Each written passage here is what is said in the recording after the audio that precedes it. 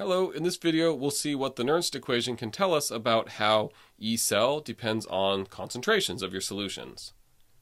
So remember, E naught cell is for 1 molar solution concentrations. Now, analogous to delta G, if you change the concentrations from 1 molar, then you're going to have a different value for E cell. You won't have the degree sign anymore, and your value will change likely. And so we need a new kind of math equation to help us get there. And remember, when you did this with delta G naught and delta G, you used this equation on the left.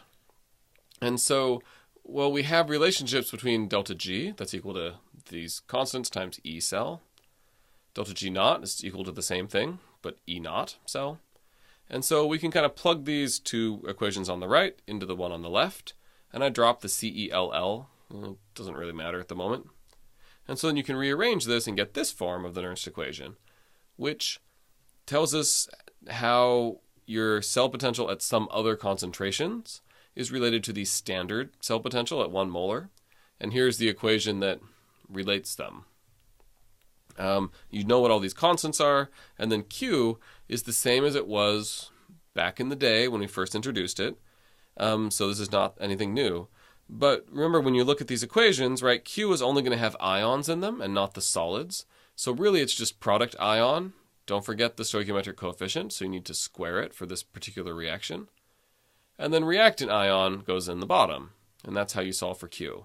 So you do this, plug it in here, and then you can see how E and E naught depend on each other and how they're different. Just like we did before, at 25C, you can plug the constants together and get this version.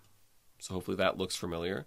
Again, 25C you don't need to do that for standard states, but if you're going to pull values out of the tables, you need to be at 25C. Okay, so now we have the whole picture of spontaneity of redox reactions, and we can put it all together.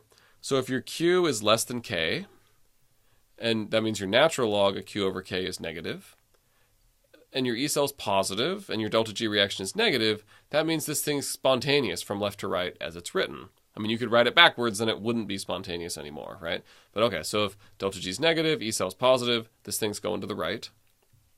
If it's got the degree signs, it's going to the right from 1 molar. Without the degree signs, it's going to the right from wherever it is at the time. Now, if you're at equilibrium, Q is equal to K, and these values are equal to 0. There's nothing forcing this reaction to go, so it's not going to go anywhere in terms of changing concentrations.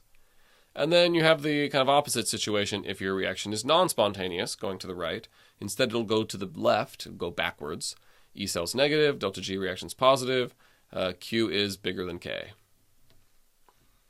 Okay, so now let's go about and do some practice here. So we've got a reaction, and we want to know, is it going to occur spontaneously at 25C given these concentrations? So right away, you know that you're not at standard states. Okay, now, first off, we're going to need to find E naught cell, and then we'll use that to find E cell, which is what we really want to know. And since we're given the equation, that means, all right, let's look at this, iron 2 plus. That means the iron 2 plus is the one that gets to stay as it is. And then the cadmium is solid going to the ion, and so that's the reverse of this. So that means we're going to flip this one, and the cadmium is oxidized. We have to change the sign on this. So here we do that, flip the reaction, change the sign on E naught for the half cell. Then we pull down the reduction half reaction, and keep in mind N is equal to 2 for this reaction. And then we add these together. And when you do that, you get a really tiny value for E naught cell, and it's also negative. So at standard states, this reaction is going to go to the left just a little bit, and then it'll stop because it's not that spontaneous, but it'll still go to the left backwards. Now let's see what it does at the concentrations we have. And so we're going to use this equation here, which we just introduced. We'll plug all the numbers in. So here's E naught cell that we just calculated over here. Here N is equal to 2, we just said that. And now for Q, I just kind of toss the numbers in here. So Q is going to be the concentration of cadmium, so it's a product, divided by the concentration of iron, it's a reactant. Do double check, there's no stoichiometric coefficients here, so we don't have to worry about that. That's nice. So we can just put the concentration of cadmium in on top and the concentration of iron on the bottom. And then once we do this math, we'll see that E is equal to 0.013. And so this is positive. That means it's going to go to the right given these concentrations were given. You're more likely to be spontaneous if you have a higher concentration of reactants than product ions, but not always.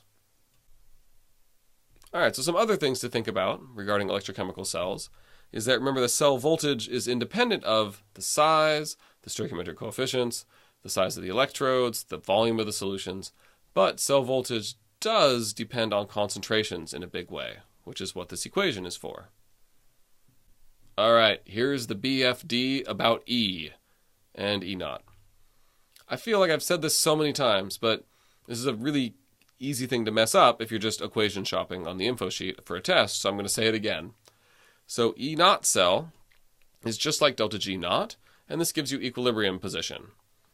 So these are all at standard states, and you can pull these values out of the tables. That's quite handy. Now, without the degree sign is equal to delta G without the degree sign, which relates to Q, right? It tells you, given your current position with concentrations and pressures that are not 1 molar and 1 bar, so wherever you are now, it'll tell you where you're going to go. And then as the reaction proceeds, this number will change until you hit equilibrium, in which case it'll be 0 and Q equals K. One last example. So we want to find E naught, E, and delta G for this reaction with the concentrations that are given. So here's the equations you're going to need. And all right, what are we doing here? Magnesium solid's going to magnesium 2+, so magnesium is oxidized. So that means we're going to flip this, because this is written as a reduction. So we're going to have a positive 2.37, because it's oxidized. And then our tin goes from 2+ down to 0. And hey, here's tin right here. 2+ goes to 0. So we're just going to use this number as is. All right, so here's the half reactions. I pulled this from a textbook, so it looks textbooky. It's reminding you that you're at 1 molar concentrations for this equation. And right, so we've changed the sign on the magnesium because we reversed the reaction. Here's the overall reaction. N equals 2 here because you have 2 electrons, 2 electrons. And so here's the equation reminding us to just add these together. And then this gives us an E naught cell. So at standard states, this thing's going to the right in a big way. I may have written it with a forward arrow. It goes. All right, but we're not at standard states. We're at a different concentration. Again, since I pulled this from a book, I'll just dump the whole answer on you. But the pieces here is, all right, you're going to eventually plug in E naught for this. So that's easy. We just calculated that. Here's the equation, or the constants jammed together. This is number of electrons transferred. It's unitless, actually. It's not moles. It's just a number, like a factor, like you're scaling it by 2, right? And then these come from the equation. So let's see here. The product is magnesium 2+, so it goes on top. There's no stoichiometric coefficient, so we don't have to worry about squaring it.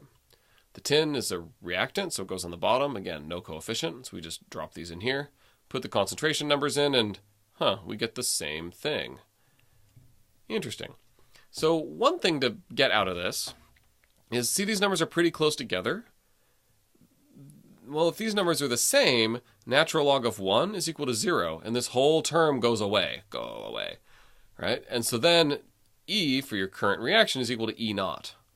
So as long as your concentrations are the same, you can measure E naught for a reaction. It doesn't matter what those concentrations are.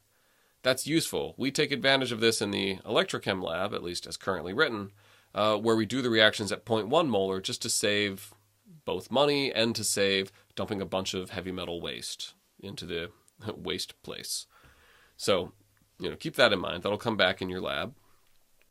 And then for this reaction, it tells you that pretty much regardless of the concentrations, this thing's going to the right. It's not always this small, right? Oftentimes this term can be, much bigger. It's just, as we saw in the previous example, but here it's not. Why did I pick a bad example out of the textbook? So now we want to find delta G for this. So we plug these numbers in. Here's the number of electrons transferred. Here's Faraday's constant in the joules per volts mole version. Here's the number of volts that we just calculated for E cell. And this is the one, it's going to be different than E naught cell. Here it just happens that they're the same number, but not always. And this is a large negative number for delta G. And so this tells us this reaction is going to be very spontaneous, which we saw by looking at the E cell and the E naught cell. All right, I'm going to say this one last time, right? E cell gets you delta G, E naught gives you delta G naught. Here, the question's asking for delta G, for where this reaction is currently positioned, and so we had to plug in E to that and not E naught. Great, that's all I have for this video. Thanks for hanging in there, and I'll see you later.